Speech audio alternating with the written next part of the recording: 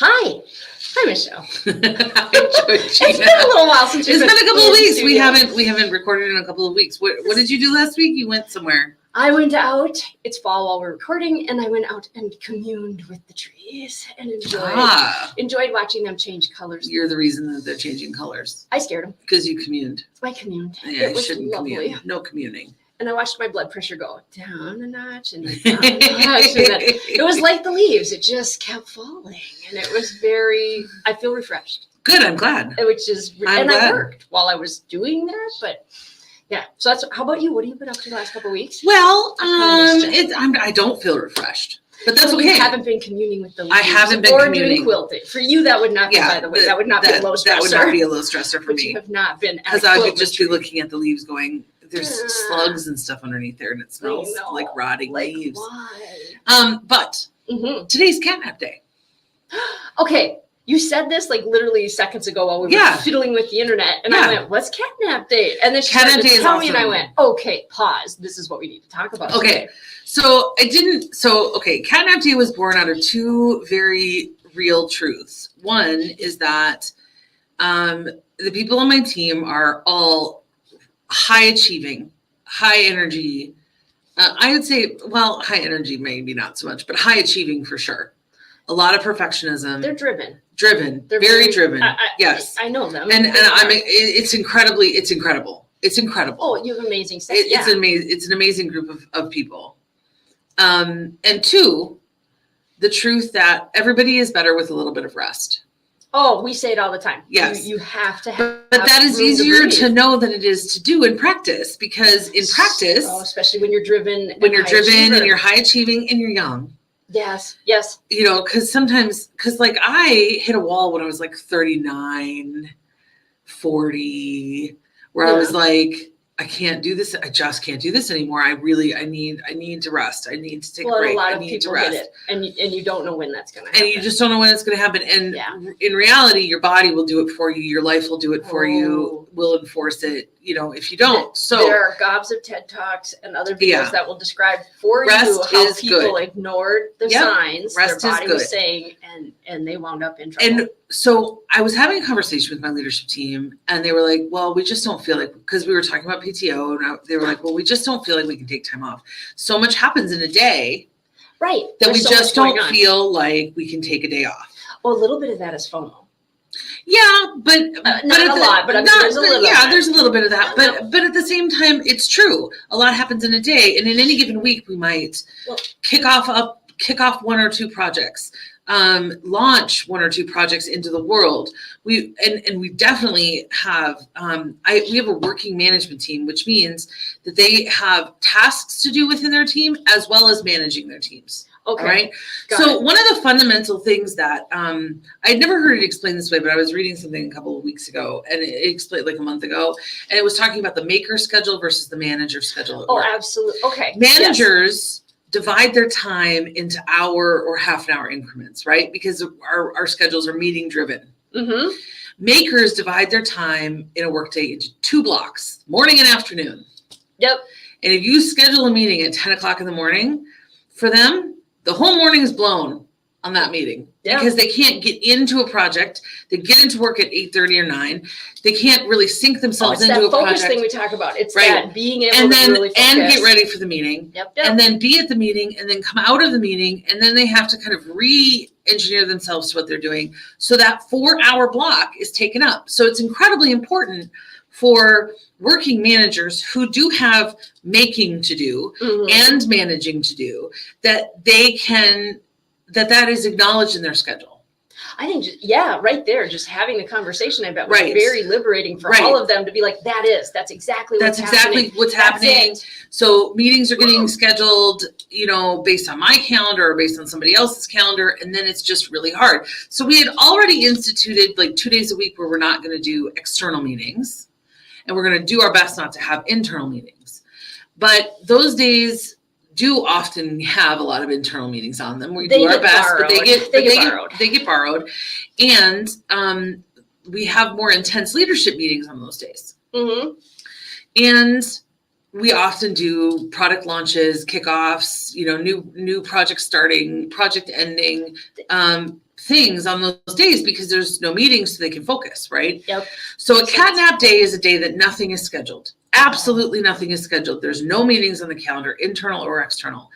We put it on the calendar a month in advance. Okay. And if people want to take a day off, it's there. If people want to take a half day and go to the dentist or get their oil changed or whatever, some sort of errand that you have to do in the middle of the day, it's there. Mm-hmm. But what it has turned into in practice is a really nice, focused work day, quiet. I mean, normally in our team, there's kind of a buzz. People are talking, they're chatting, there's a buzz to the space. There is. I've been around it. There's always a buzz. It's really nice. Mm-hmm. And on catnap day, there will be moments in time that is dead silent.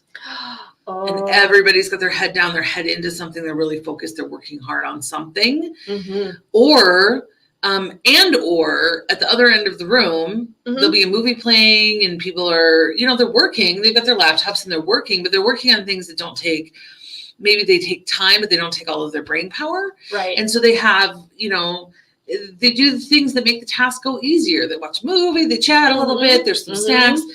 So it's just a really nice, it's rest. It is work still, but it's a more restful type of work. And it gives people an opportunity to take a day off. How long? So I have a couple questions as we've been talking. How long have you been doing this?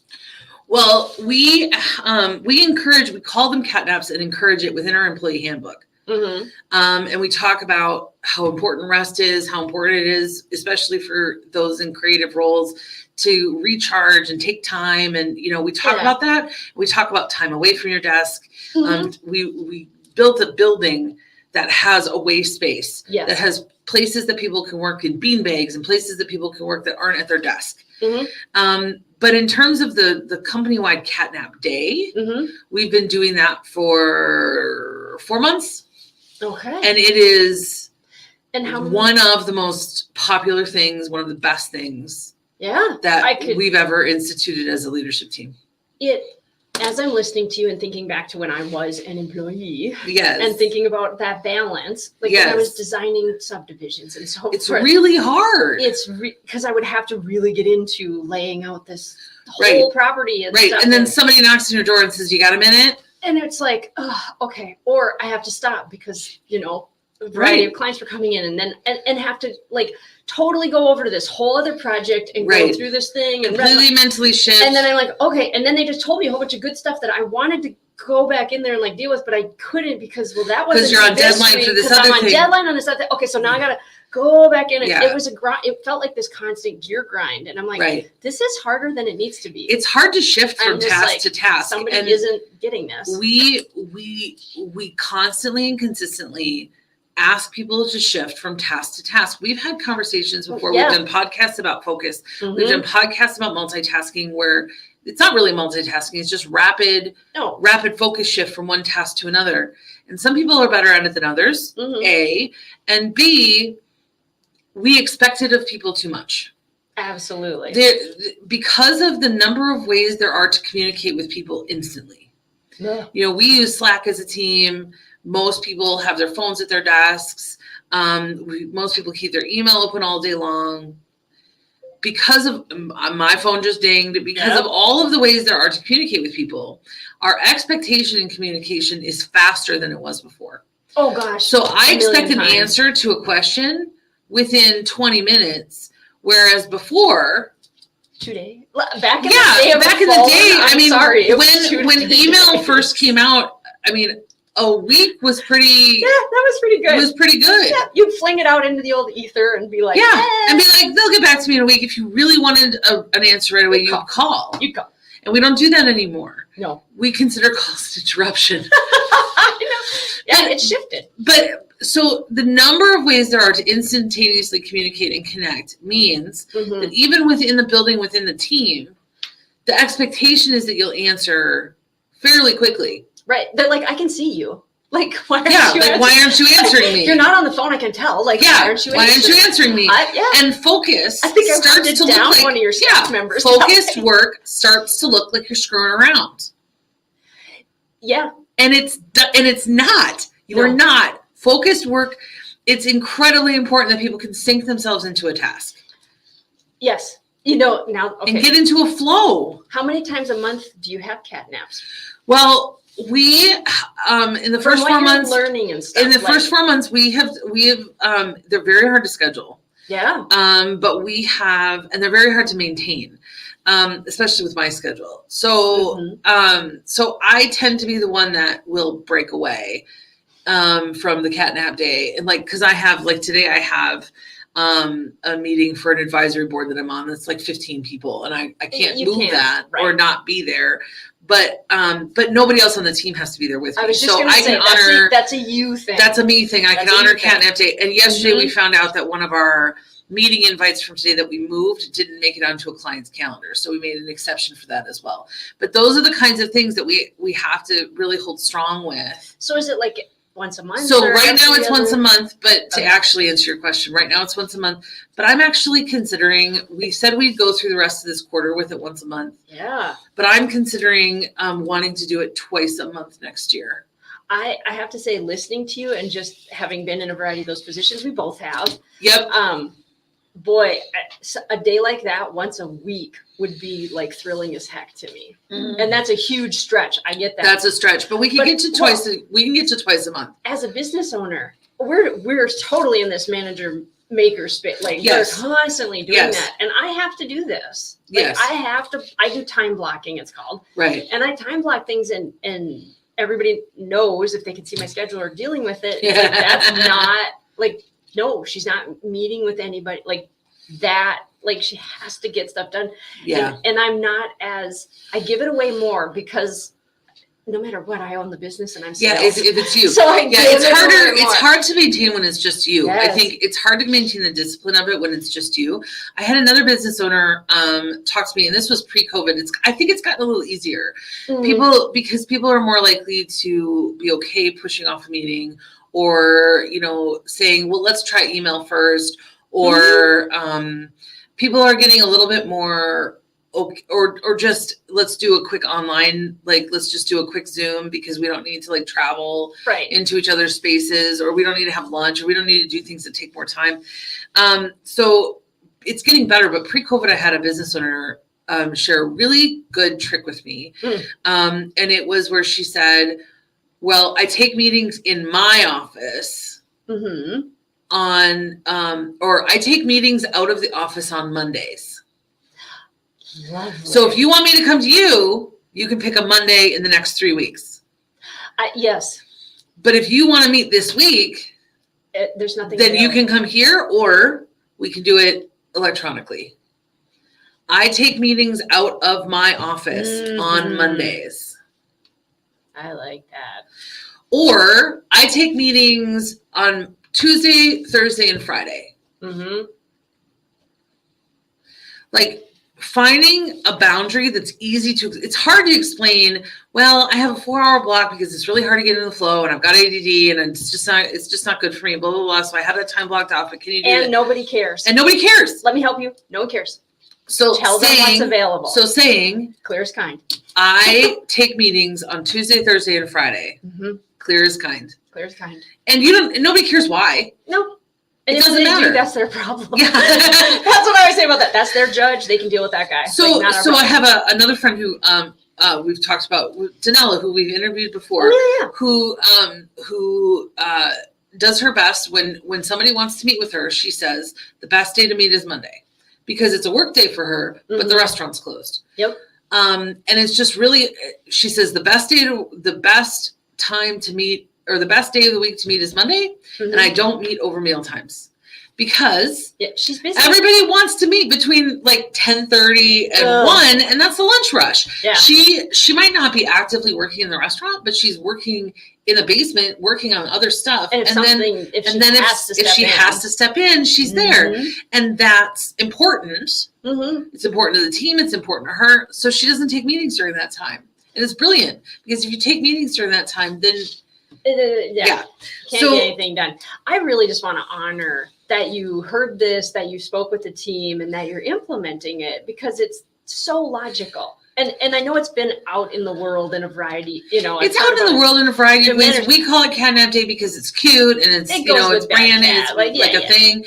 But really, at the end of the Catnap Day, so funny. That's me and my terrible pun attempt. But at the end of the day, it's really about rest, and it's really about putting our money where our mouth is, because focus work is important. Yeah. It's important for me to have that. It's important for the team to have that. Yeah. But it can, from the outside or from management perspective or leadership perspective, it can look like a slow day. If you have 3 people. I'm going to challenge that, though. Only if your leadership team and only if those other people do not understand the whole importance of mental health, physical health, but that's my point. My point is that a lot of times, we think that our realities are everybody's realities, and it just is true. And we apply a management schedule and a maker schedule. If a manager is deciding on something or a leader is deciding on something, and they live within that hour to hour reality, and they're not aware of, and they don't understand. Yeah. Okay. I can. Yeah. Right. Or they've forgotten, or they just don't give enough credence. Well, it's just this once, Right. It's about so it's they about can get respect. caught up on their project. You can get caught up on your thing. We'll let you do this thing. My time's more important. It's not about saying out loud, my time is more important. We would never do that, especially in Minnesota. Judgment. It's the internal judgment of, I need an answer to this right away, and my time is incredibly valuable. The unsaid part being that your time is not. And so, or that your time is mine to control. Ooh, that never goes over well. I can tell you that I have twinges. I have twinges when I walk past and I see 4 people on their computers sitting on the couch and watching Hocus Pocus 2. Sure. There's a twinge. Yep. I have a twinge. But I don't do anything with that twinge because I know that twinge is mine. Yeah. That twinge is my own thing. That twinge is, and I head back to my office and I put a YouTube video on one of my screens and then start working on the other screen. You go, oh, wait a minute. And so that twinge that I have, that I think is just something that you have. Yeah. It's about recognizing where is my crap. Yeah. And where is something that's actually leader worthy. In the PQ world, we just call that a lie. Yeah. When you hear it, you're just like, oh, that's such a lie. Shut up. Oh, that's such a lie. Shut up. It's because here they are working really hard with each super other. Super hypocrite. Shut up. And we don't get brainstorm time if we don't have rest. We don't get creative output if we don't have rest. We don't get new thoughts if we don't have time to brew them. So just in the 4 months you've been percolating this implement, have you the way you're reacting tells me you have seen it has been results. It has been measurably, it's measurably different, and that's huge. And it's not just measurably different in terms of productivity, in terms of creativity, in terms of those things. It's measurably different in terms of the well-being of the team. Oh, that's huge. That's huge. So I would encourage everybody to think about it, to think about coming up with a way to do it. It would be, I don't know if my brain is adequately familiar enough with leading a team that is in some sort of service space that I could understand how this could apply to a service type or a hospitality type or a boutique type position. But I wonder if maybe it wasn't a whole day, but if it was a shift variety, every server gets a shift a month. That's just the thing that they love the most. Wrapping silverware or sitting in the basement and doing inventory or doing dish. Everybody gets a shift a month that is some sort of fairly mindless task that is not interfacing with the public. Yeah. No. I mean, one of my favorite things to do when I was working at the bookstore was to do truck. When truck came in and I could just spend 2 hours in the back room checking in the boxes of books. It was my favorite thing to do. Yeah. So I think that there's an application for just about any position. But this concept of rest, I think it's something to really take into consideration. I love it. I think you've made a lot of sense. Thank you for sharing this with us. Yeah. Today, like as soon as you said it, I'm like, wait, we need to. I just take it for example. I'm just like, hey, it's Can-Am day, so we don't have a hard stop. I have a list of things to do, but I don't have a meeting right at 8, so we don't have a hard stop. Awesome. Yeah. Thank you for joining us today at If These Heels Could Talk. We hope you're headed out there and liking us and sharing us with your friends and giving us feedback. I've actually been getting a lot more feedback recently, which has been really great. That's it's been wonderful. Fun. So thank you for being with us, and we look forward to you joining us next time. Bye now.